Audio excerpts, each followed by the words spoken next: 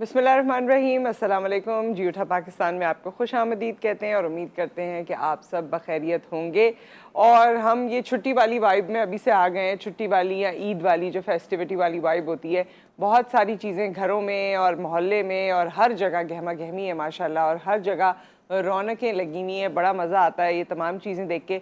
लेकिन सुन्नत इब्राहिमी को जब हमें ये फ़रीज़ा सर अंजाम देना होता है तो हर साल बहुत सी ऐसी चीज़ें हैं जो हमारे जहन से स्किप हो जाती हैं, या हर साल कोई नए किस्म के मसाइल हमारे जहन में या नए किस्म के सवालात हमारे जहन में आते हैं।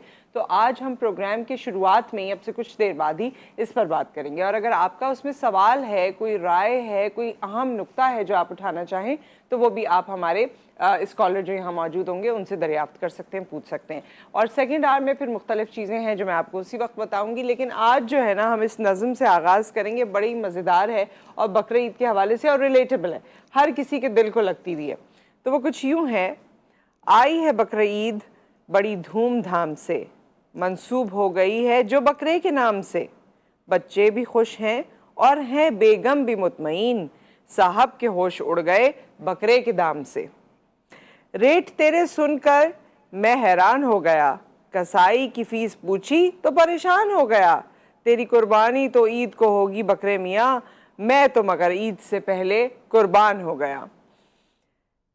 बयां हो नहीं सकती किसी से शान बकरे की, कि होती जाती है अब तो यही पहचान बकरे की। जहां से तोहफतन भेजी गई थी ईद के दिन से, वहीं फिरती फिराती आ गई है रान बकरे की। तो यही कुछ हालात होते हैं। और क्योंकि ये हालात होते हैं कि फिरते फराते हुए वही तमाम गोश्त, वही तमाम चीज़ें, अच्छा वो चांदी के वर्क लगा के भी रानें भेजी जा रही होती है ना, कभी ससुराल में तो कभी कहीं कभी कहीं। कम आउट ऑफ इट, ये जो बड़ाइयाँ करना है, ये जो इस तरह से चीज़ें भेजना है, कोई और तोहफ़ा भेज दें। जो मुझे ये लगता है, इसमें आप लोगों की मुख्तलिफ राय हो सकती है, क्योंकि मैंने भी अपने काफ़ी जानने वालों में, मिलने वालों में, दोस्तों में ये चीज़ें देखी हैं कि जी रिश्ता तय हुआ है, दोनों जी बड़े अच्छे बड़े घराने हैं, तो एक के यहाँ से रान जा रही है यूं करके, तो दूसरे के यहाँ से सज के ऐसे रान आ रही है। उसका फ़ायदा नहीं है। आप कोई और तोहफ़ा एक दूसरे को सजा के भेज दें।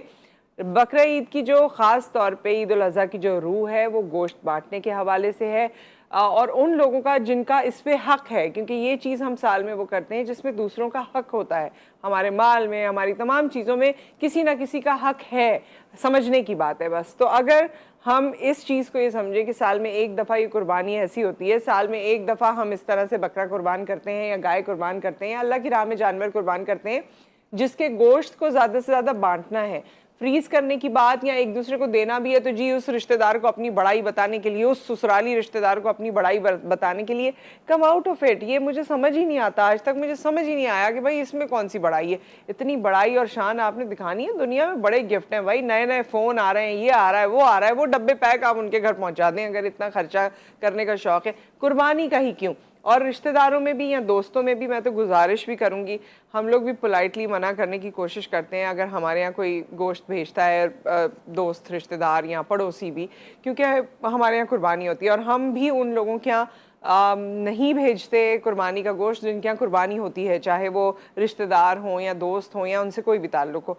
तो ये पोलाइटली मैं भी लोगों को समझाने की कोशिश करती हूँ, मना भी करती हूँ, क्योंकि हम उसको स्टॉक नहीं कर सकते और ना करना चाहते हैं। और मेरे घर में तो मैं पहले भी एक दफ़ा बता चुकी हूँ कि मैं और मेरी वालदा जो हैं, हम तो खा लेते हैं कुर्बानी का गोश्त, लेकिन मेरे हस्बैंड और बच्चे वगैरह तो उनसे उस तरह से नहीं खाया जाता।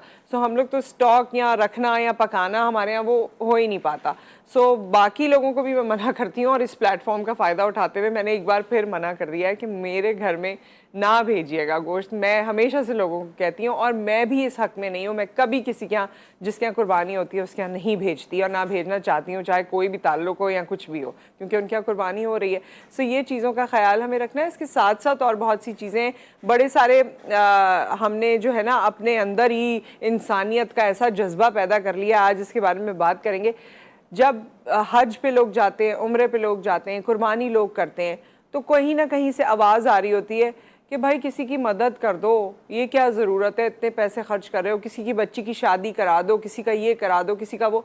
इस पे वैसे मुफ्ती साहब यहाँ पर मौजूद होंगे तो बात करेंगे, लेकिन मेरा पॉइंट ये है कि आप अपना मोबाइल बेच के कर देना, आप अपनी बाकी चीज़ों को कम करके कर दें, आउटिंग्स को कम कर लें, कपड़े ख़रीदने कम कर दें, बाकी चीज़ें कम कर लें और लोगों की मदद करें। जो इस्लाम में फ़रीज़ा कहा गया है वो तो अपनी जगह वहीं रहेगा। उसको ख़त्म करके दूसरी चीज़ कर देना, मदद करना, बिल्कुल पूरे साल मदद करें, सारी चीज़ें करें, लेकिन ये भी है बहुत सारी चीज़ें हैं जो सामने आती हैं और हमें हमेशा सुनने को मिलती हैं, तो we'll talk about that too. इस तरह के और मसाइल भी हो सकते हैं जिस पे आप बात कर सकते हैं, जो हिस्से हैं, जो बाकी चीज़ें हैं, जो नियतें हैं, पूरा घराना एक कुर्बानी करेगा या हर किसी का अलग जानवर होना चाहिए, साहिब हैसियत लोगों के लिए क्या कहा गया है, जो नहीं कर सकते उनके लिए क्या कहा गया है। There are so many question, so इसके बारे में हम बात करेंगे। आपकी शमूलियत हमें दरकार होगी आफ्टर द ब्रेक।